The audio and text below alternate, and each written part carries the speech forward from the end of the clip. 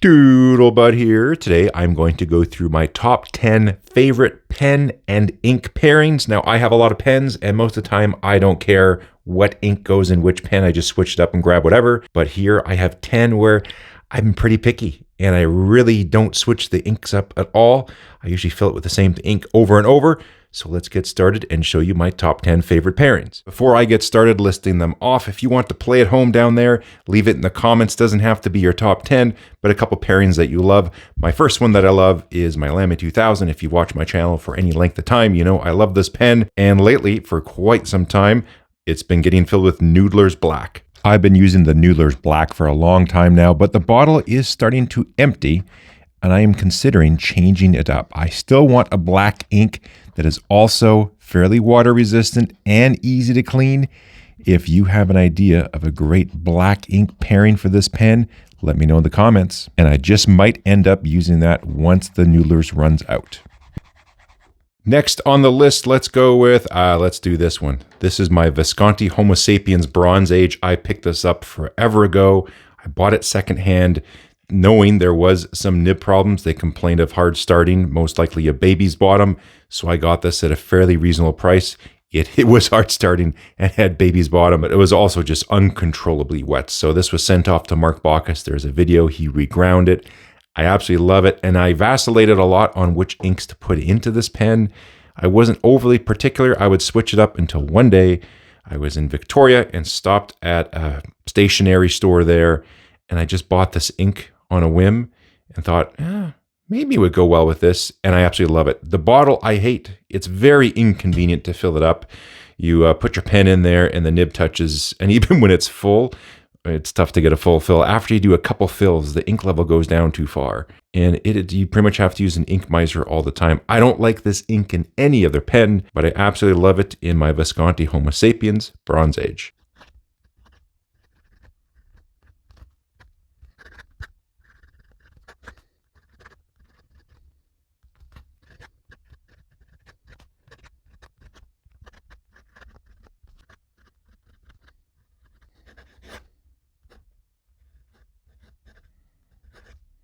What should we pick next? Let's go with this one. Yes, this is my Mont Blanc 149. Same thing. If you want the story behind this pen, I have videos on it. But again, I picked it up secondhand, got a good price. I modified the nib. It's a fine cursive italic. For the longest time, once again, didn't really care so much what ink went in it. But for the last several years now, there was only one ink I seem to put in here, and that is Monteverde Azure Noir.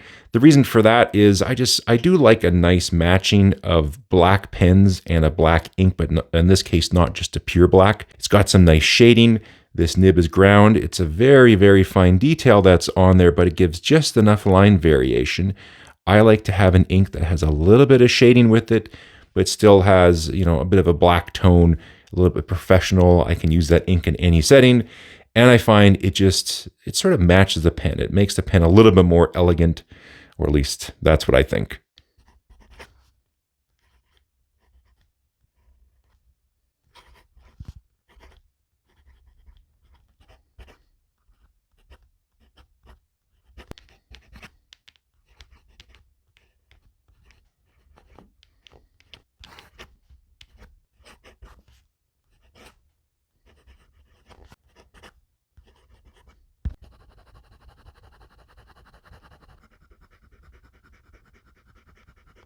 Something a little more on the brighter side is way back here. This is my Esterbrook Back to the Land in Quirky Leaf, and it is just a fantastic pen and ink pairing. You'll see it here momentarily in the writing sample, but this has that throwback 70s avocado toilet type color to it, and matching bathtub and even appliances there in the kitchen.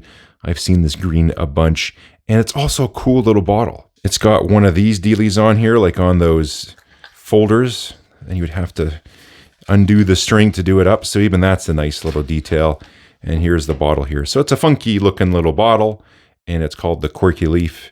And yeah, just a nice pen ink pairing. Where did I put the pen? There we go. Let's show you how that looks on the page.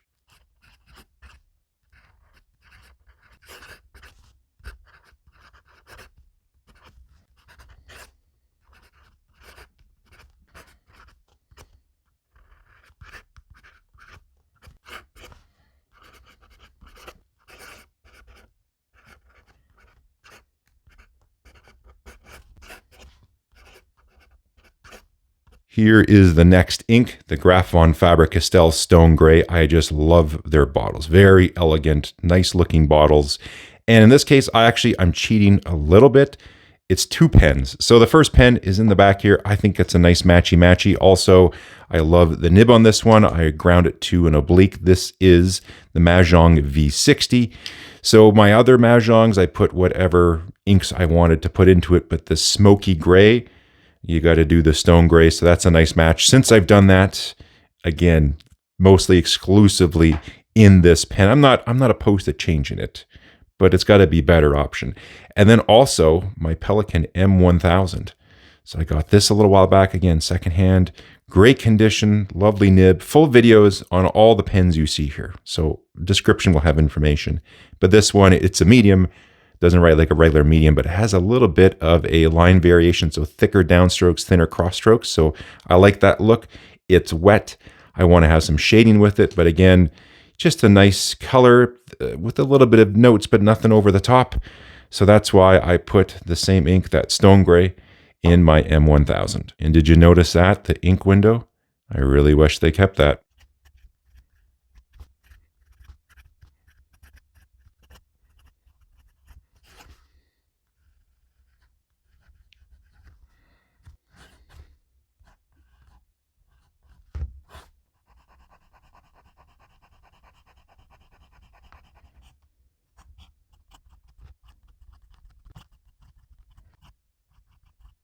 Let's bust out the other Pelikan in the mix, my vintage Pelikan 400.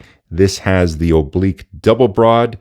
It's just a really, really fun pen. This is one of my favorite Pelikans, maybe possibly more than my 140. Actually, probably more than my 140. I don't know which one I like more, my M1000 or this little dude. But yeah, great pen. I always thought the 400 would be too small for my hand, but I got no problems with it. Fits great. And I just love what's coming out of this nib, this oblique double broad that inspired me to grind the nib on my Majohn V60.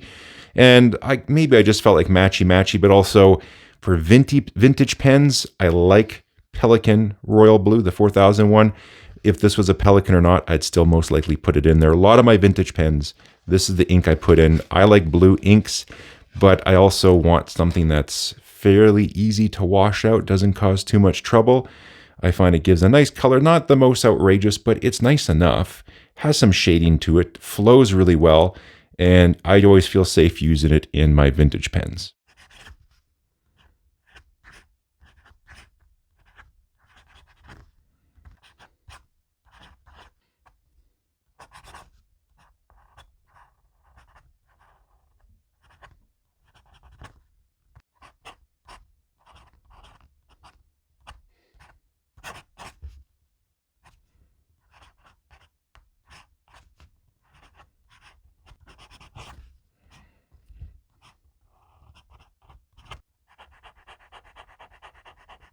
Hiding in the back, but not as vintage, is my, not Majohn.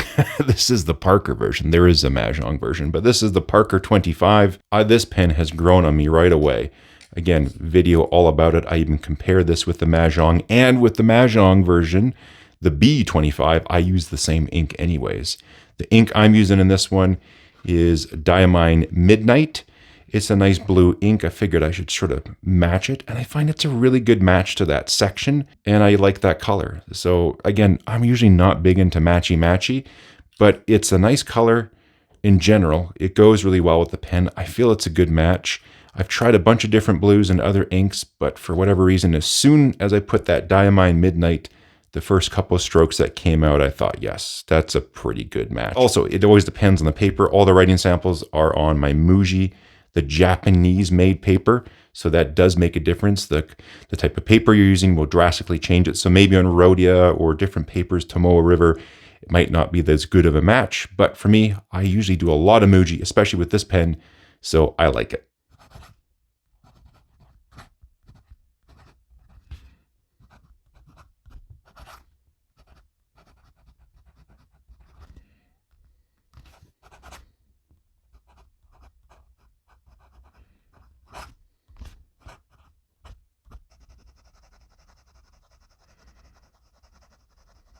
Just towards the back here, this is my Waterman Carene, and it's in a color that is not produced anymore, sea green shimmer. There is that red version that's sort of like this, and it looks nice, but I saw a picture of this particular pen with this color, and I knew that is the color I like more.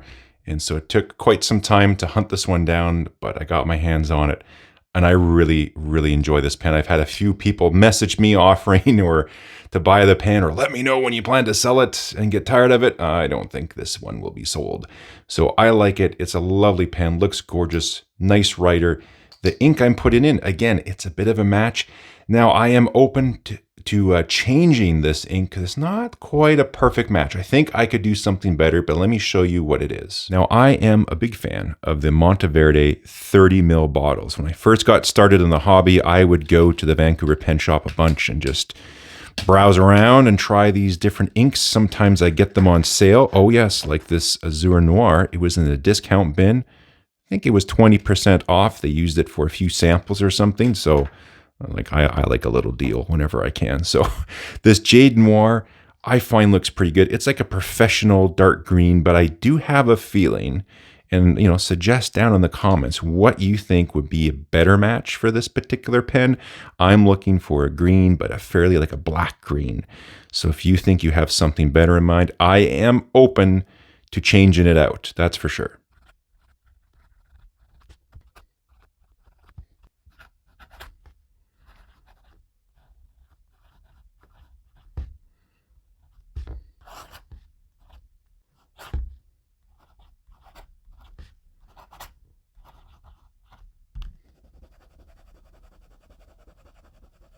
Only 2 pens left way in the back. Let's do this one. This is my Magna Carta Mag 650. When I got this pen right away, I thought this thing is just gorgeous, super soft, flexy nib. I wanted to match it and give it some type of a brown ink. I have almost no brown inks. I think I only have one brown ink, and that happened to be this one here. Again, the 30 ml Monteverde brown sugar. I really didn't use this ink at all. I tried it once in a pen, didn't really care for it. But now, this, I don't think I've actually put any other ink in this pen. And the reason for that, it's tough to find. Well, it's not tough, but it's a little more limited to find a really good ink that performs well in a flex pen. You have to be a little more particular. Sargasso C really has been my go-to ink on any of my flex pens, like here in my Pilot 912 with the FA nib. I'm sort of cheating and slipping this in here a bit too, but again, most of the time I'm putting Sargasso C into that pen because it's a flex nib, demands a nice wet ink. This is a great one to use. I was going to put that into here, but I thought, let's try something different. Super glad I did. It's a nice match.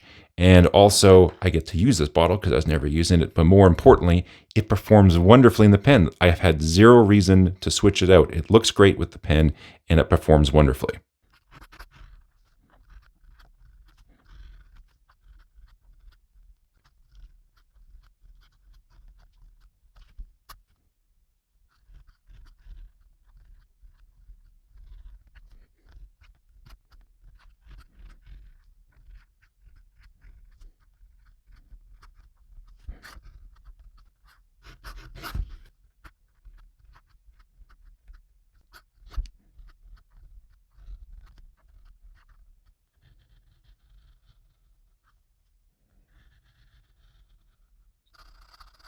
The last pen rounding it out is right here. I've actually done a short on this topic, and this is what inspired the whole video. Before I get there, because I did the short, I almost wasn't going to include this pen. This is my 5040 Titan pen. This is with the acrylic titanium cap. I'll tell you the ink in a second. But I actually was going to include this pen. This is my Enso Puma Urushi. Lovely pen, gold nib. You can see it seals quite well. There's already some condensation on here. I recently cleaned it, so it seals it really, really well, and it just feels fantastic in the hand. I've jumped around on the inks on this one, but then I tried my Diamine Writer's Blood, and I think because it has a little bit of that dark red from the vermilion underneath, and then the lacquer goes over top and all that stuff, and so I just thought it's sort of like that sexy black race car, but it has a red interior. My friend had that. He had a 68 Camaro black that he restored. red interior, and that looked nice. It really, really looked nice. So this reminds me of that. I think a nice glossy black pen. If you can find the right red ink, it's a good match. Now, the reason I'm not including it because I accidentally packed my bottle of writer's blood, and I can't do a writing sample for you. So I'm going to go, again, not that it's a lesser pairing, but I really do like this pairing. Fortunately, I can't show it to you. In a different video, I reviewed the pocket version of this pen, and I filled it with the writer's blood. So if you're interested in that, I'll leave it information down there in the link below. But what I have here in the Titan is some Hongdian ink. I reviewed all 16 colors, went through the whole lineup, and I tried this sky blue. Normally, I'm not as much into lighter blues, but this blue is really nice, has lots of shading. And this particular nib, this is the medium, number 8 size nib they have. It's got the Nico Ebonite feed, really good flow. And I find this nib just really makes this ink look great. So I did a short on that, and that's what inspired me for this video. It looks fantastic together, and I like the ink. So let's show you how that one looks.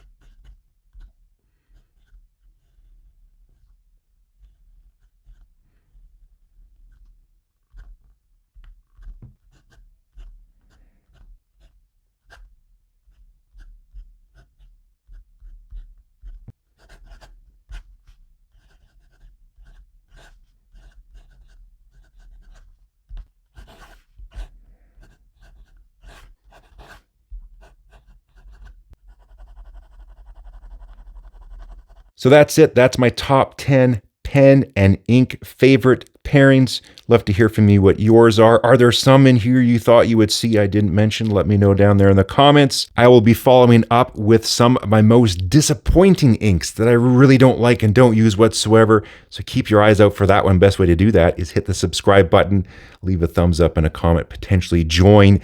That video might have a little bit of controversy on it because potentially I name an ink that I cannot stand. That's a bunch of people's favorites. Actually, I know it's going to happen because one of them is on the list and a lot of people say they love it. So you better stay tuned and we'll catch you next time.